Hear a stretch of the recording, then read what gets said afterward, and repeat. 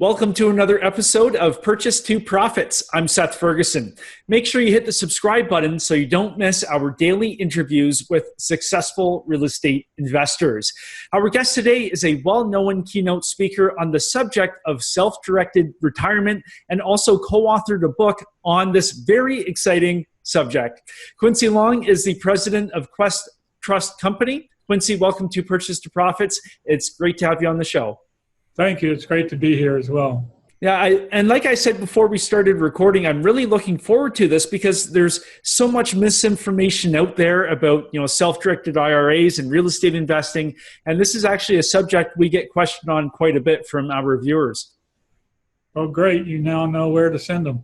That's right. So to kick things off, maybe tell us a little bit about your background and your experience in the self-directed space. Sure. Basically, I'm an attorney. Don't hold that against me, though, and I've been an attorney since 1991. So I've been out there a while. I ran a title company for a while. I've owned the H&R Block for a few years, got rid of that one. And my business for the last 17 years has been self-directed IRAs and other plans such as HSAs and covered education savings accounts. And so basically, what Quest Trust does, as you know, is allows people to invest in whatever they know best. And for most people, frankly, in the self-directed space, it's real estate or real estate related. Yeah. And so let's start from scratch. Let's say somebody has no idea what they're doing. Maybe they have their IRA. How can they set it up so they can start investing in what they would like to invest in? Well, the first thing to understand is that Quest Trust Company is a Texas trust company and a custodian for self-directed IRAs. But the law isn't different for Fidelity or Schwab or Quest or any other custodian of IRAs.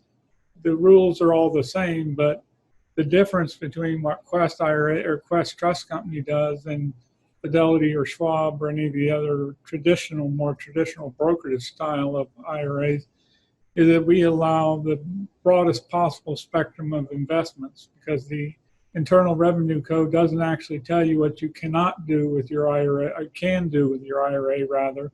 It only tells you what you cannot do, and that's only collectibles and life insurance contracts. Everything else that's administratively feasible to handle, that's what companies like Quest Trust Company are set up to do. Mm-hmm. And so, we can't acquire a coin collection, and we can't do the insurance, but we can certainly do a lot in real estate. So maybe tell us a little bit about some of the different avenues people can explore in real estate with their self-directed IRA. Well, it's as widely varied as it is in possibilities of investing in real estate. We see everything from plain old rental houses owned by the IRA, and you can even debt finance them if you get the right type of loan. And we see land, raw land, commercial, options secured by real estate, options on real estate, promissory notes where the IRA lends it money out and takes a lien against property. Just about anything you can come up with.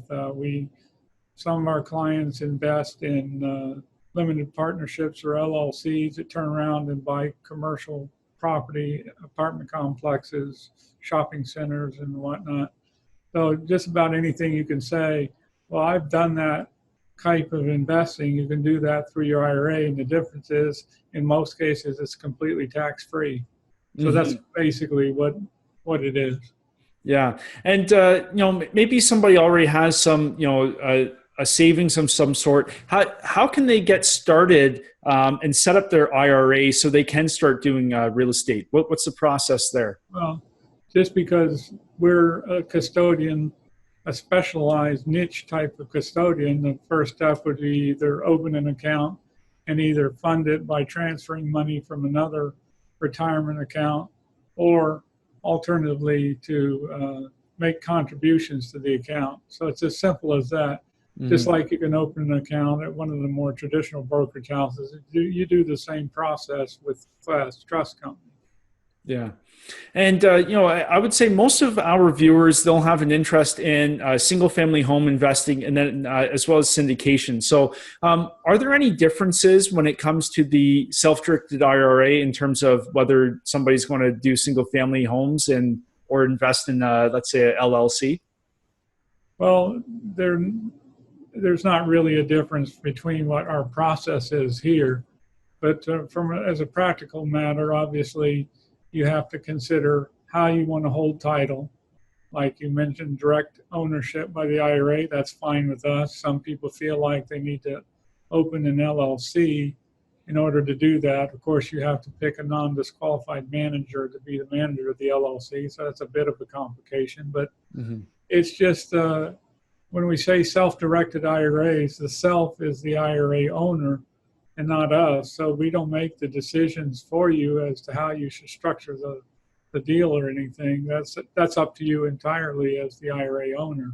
Yeah. So whatever you can come up with in standard advice in real estate investing of not, accumulating too many assets in one account, diversifying, sometimes using LLCs, limited partnerships or whatever, all of that applies equally in the area of self-directed IRAs.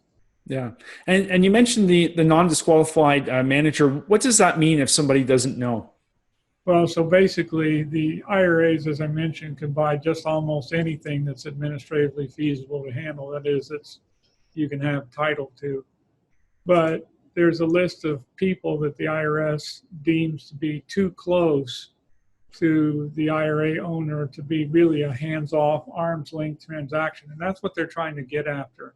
They don't mind you investing and making millions of dollars in your IRA, but they want you to do it not by cheating and stuffing money in your IRA, but rather by dealing on an arm's length basis. So the people would include people such as yourself.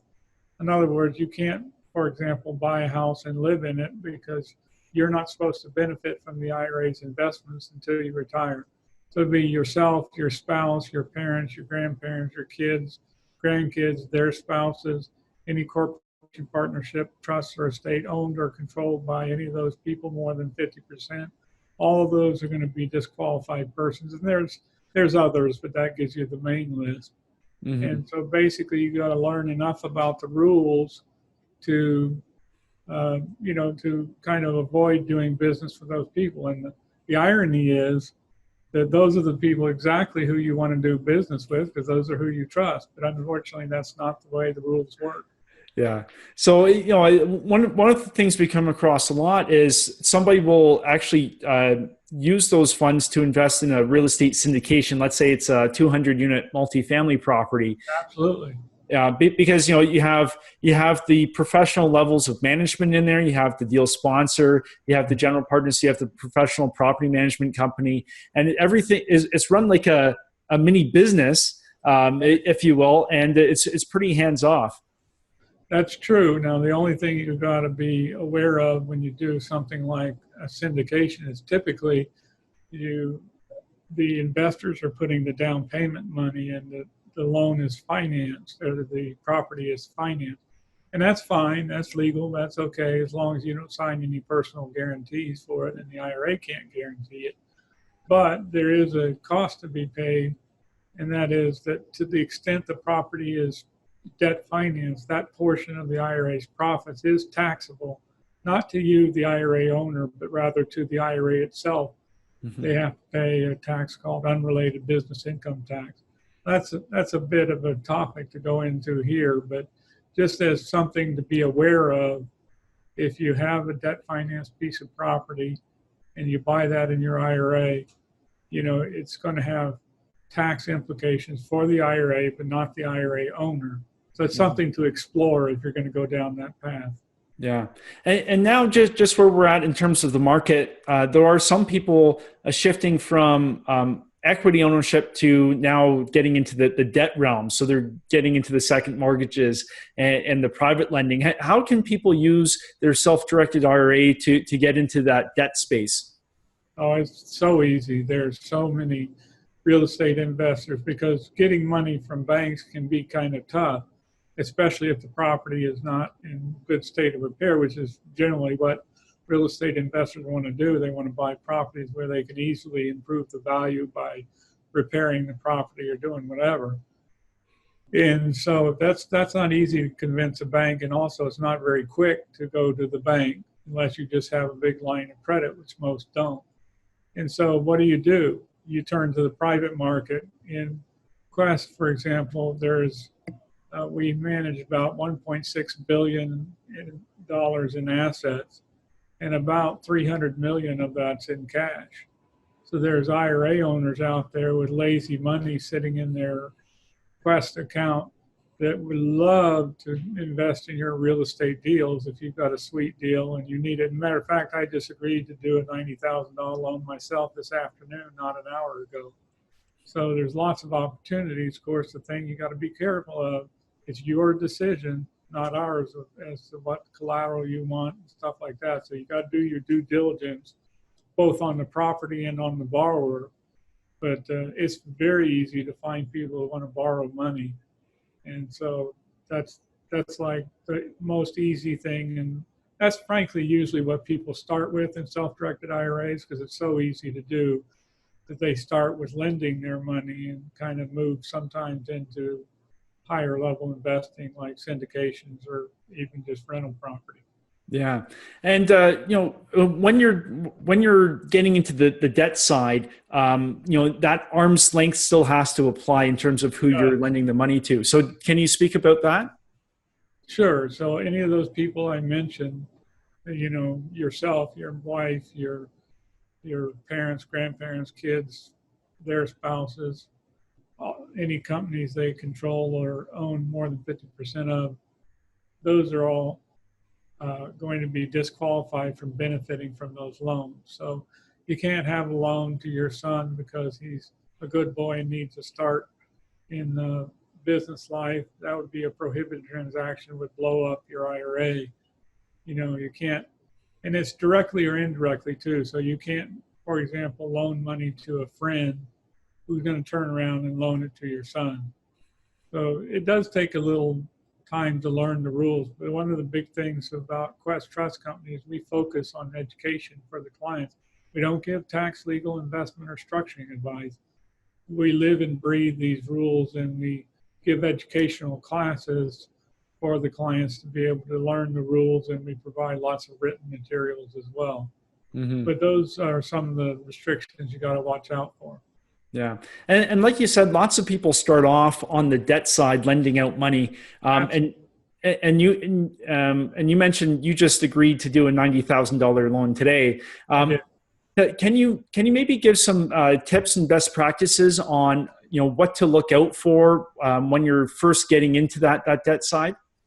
Well, other than knowing who not to do business with, the biggest thing to protect your assets is due diligence.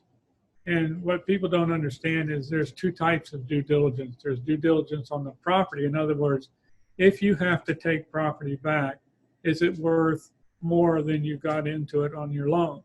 Now, I just had to take a couple of properties back a couple of weeks ago, and one of them I had 60,000 into it and sold it for 86 with 10% mortgage for I think 20 years. And my yield on that investment is going to be about 16%.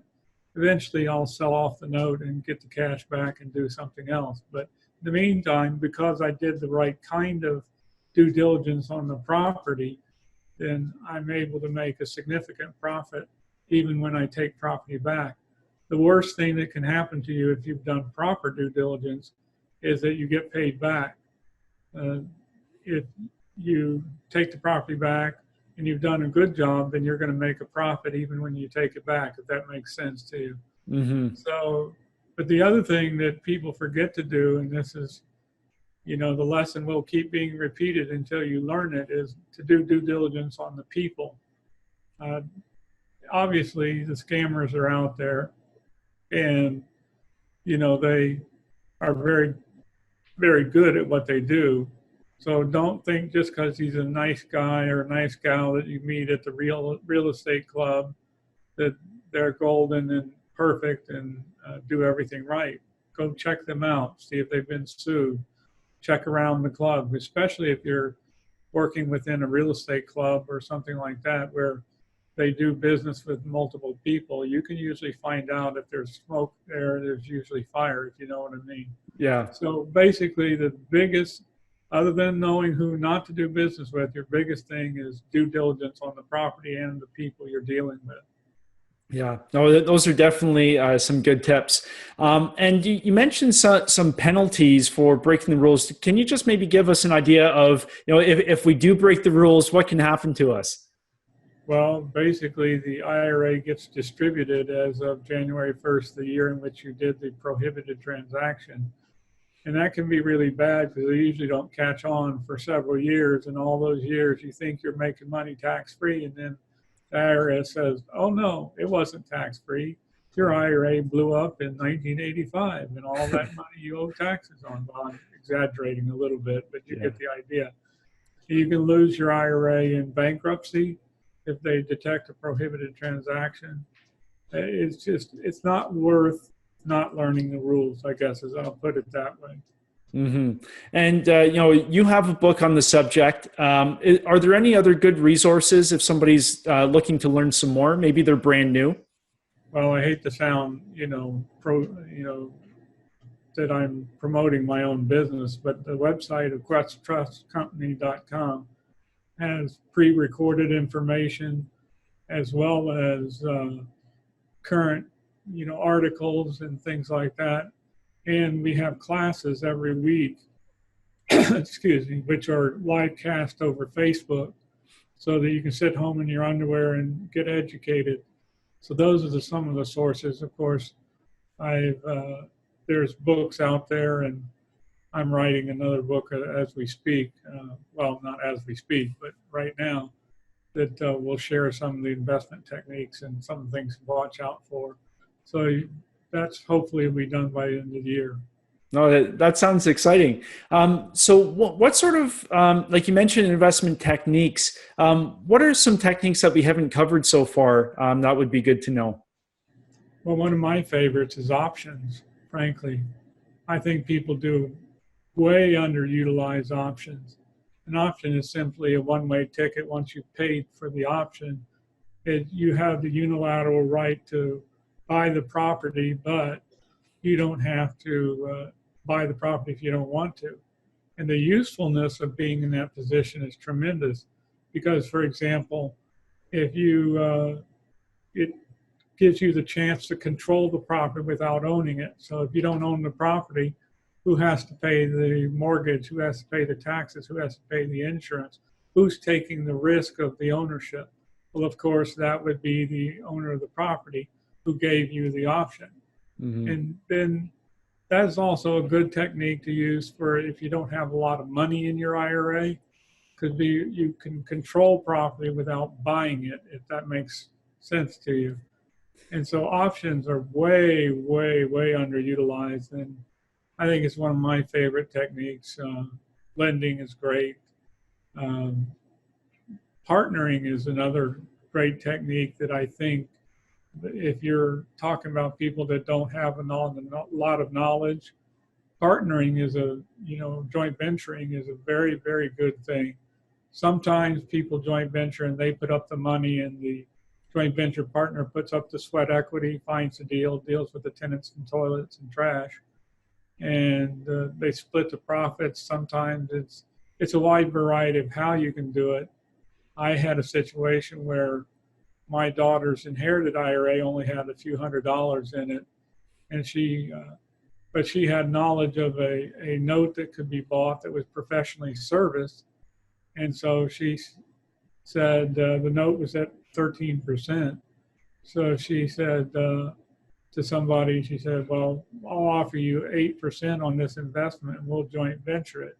So then she took the 4% and the other person took the 9% and was thrilled to death. I probably could have got it for shorter, less money, less interest for the partner. But the thing to be knowing about real estate, if you're new, it's much more fun if you're doing it with other people. And it may seem like you're giving up things, by doing it with other people. But that is one, you learn from the experience that they've already had. And you know what experience is, don't you? I hope so. Experience is what you get right after you need it. Yep. That's a good way to put it. So, joint venturing and joining in with others in the deal is another great technique. So options and joint venturing, I guess I'll leave it at that. I don't want to run your show for several hours. Oh, no, well, people will just have to buy your book. Yeah. And with the self-direct, so let's say somebody's an active real estate investor, maybe they're the person putting the sweat equity. So they're doing that with their active deals, but they can also use their self-directed IRA to kind of get in on that passive side and lend the money out, so they're getting the best of both worlds. That's exactly right. So even if you don't have a nickel to your name, if you have a good sense of real estate, and like the guy that I'm loaning the money to that I mentioned earlier, he's a professional rehabber, realtor, and he's going to borrow the money at 12% plus 2 points at the end for 6 months. That means that'll give me a yield. If he goes the whole 6 months, it'll give me a yield of 16%, right? Which is not too bad. But he's putting only $2,000 or $3,000 of his own money into the project. And so, that's what you got to work to form the relationships where you can do that kind of thing. So you don't have to have a lot of money to make self-directed IRAs useless. But of course, the way that most people get a lot of other real estate people to joint venture with and stuff is by being a lender. Mm-hmm. The best kind of borrower you can be is if you're a lender and you understand what the protections are that are needed from the other side. So, most people that are very active do both. They're both lenders out of their own IRA for their future, and they use other people's IRAs for their current needs to feed their face right now. Yeah. No, and in the real estate world, if you have that never-ending supply of capital, the sky's the limit. It is, and we've had people at Quest that have borrowed over $16 million and literally made a career just from knowing people at Quest with lazy money sitting around. And it's not only retirement money, of course. The same principles apply if you're talking about non-IRA money. It's just in the IRA realm, if you were going to get 10% before outside the contracts, and we're going to pay 40% in taxes, that takes you down to 6%. With with self-directed IRA, you get to keep all the money at least until you take some of it out, and sometimes even then it's completely tax-free, like in the Roth or the HSA or the Coverdell. Yeah, no, it's certainly a great vehicle to secure your retirement for when the time comes, and that way you can be sitting on the beach with your yacht and sipping your pina coladas. That's it. Mojitos by the pool. That's right. Working 3 hours a day, according to the people on TV, right? That's right. I'll believe it when I see it, but when I get there, I've still got a couple more years left to go.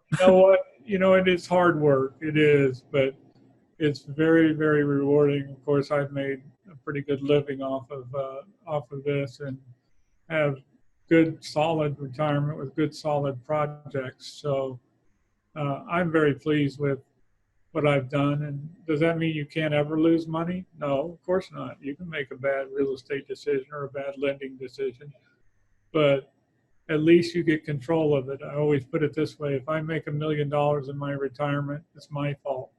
If I lose $1 million in my retirement, it's my fault, but at least I had control over the whole process. Yeah, no, that's exactly right. And, and that's why I always push real estate, because it's tangible. You can touch it, you can control it. If you're just buying a mutual fund, you have no idea what your money's invested in. It might be invested with Bernie Madoff with all my money. That's right. That's right. So Quincy, if somebody's looking for some more information, maybe they want to get in touch and learn more about your services, where can they find you? Yes, well, basically, of course, the World Wide Web is where everybody turns to first, and that would include Quest Trust Company. So that's www.questtrustcompany.com. and that's QUEST on Quest. And that's the first place, or you can call 1-800-3, well, what the heck's my number? Well, anyway, it's 855 Fun IRAs. I can't make it out on my phone right now, but it's 855 Fun IRAs. Just spell out Fun IRAs, and that's, you can get a hold of me there, or you can even email, the staff at anything, for example, marketing@questtrust.com or quincy.long@questtrust.com. You can reach me that way. And I also have a blog that I answer questions on that you can look up too, and that's askquincy.com. So that's great. But plus, you have that new book you're working on too, so we'll have to keep an eye when that comes out. Yeah. Well, that's great. Well, Quincy, I just want to say thanks so much for taking the time and sharing those good tips with us. Well, thank you. I'm glad to be here. And if you want to go into any particular topic, obviously we kind of hit the high points. Yeah. If you ever would want to go into more particular topics, then give me a shout or an email and let me know. Yeah, for all of our viewers, by all means, reach out to us and let me know if you have any specific questions, and we can have you back on the show. All right, great. Thank you so much. Yeah, the pleasure was mine. And to you, our viewers, I wish you well in your journey from purchase to profits. See you next time.